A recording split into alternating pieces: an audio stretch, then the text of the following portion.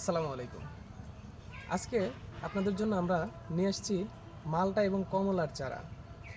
আমাদের দেশে অনেকের মধ্যেই ভ্রান্ত ধারণা আছে যে আমাদের দেশে কমলা এবং মালটা এটা বাণিজ্যিকভাবে চাষ করা যায় না। এটা হয়তো ভুল ধারণা। আসেন আপনাদেরকে দেখাই যে আমাদের এই ছোট্ট একটা মালটা গাছ, এটা কিন্তু মালটা। এই মালটা গাছটাতে কী পরিমাণ ফল ধরছে, একটু ক্যামেরাটার দিকে নিয়ে আসেন। দেখেন মালটাগুলো দেখেন এবং তার সাইজগুলো দেখেন। এইটা দেখেন, এদিকে দেখেন কত বড়। এটা কিন্তু পাকলেও সুমিষ্ট হয়, এটা কিন্তু টক জাতীয় না। এই যে এদিকে দেখেন এক একটা সাইজ দেখছেন, বিশাল বিশাল সাইজের। এদিকে দেখেন মানে এই গাছটাতে ছোট্ট একটা গাছে কি পরিমাণ ফল ধরছে।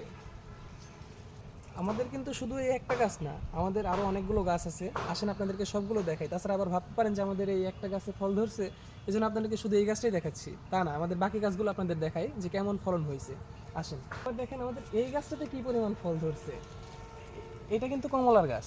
হ্যাঁ, এটা কিন্তু কমলার গাছ। দেখেন কোনো একটা ডাল নাই যে যেখানে ফলন কিন্তু হয়নি, প্রত্যেকটা ডালে কিন্তু প্রচুর পরিমাণ কমলা ধরে আছে।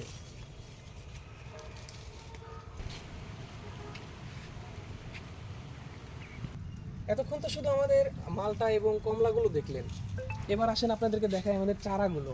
দেখেন এখানে কিন্তু আমাদের কমলা এবং মালটা দুই ধরনের চারা এখানে আছে।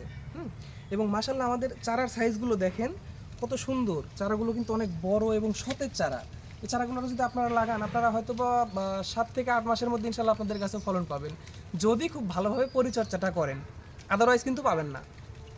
আমাদের এই চারাগুলো যদি আপনি সংগ্রহ করতে চান এবং আপনার বাসার আঙিনায় বা অথবা আপনার ছাদ বাগানে লাগাতে চান, তাহলে আপনি আমাদের স্ক্রিনে দেওয়া নাম্বারে কল করে আপনার অর্ডারটা কনফার্ম করে ফেলতে পারেন।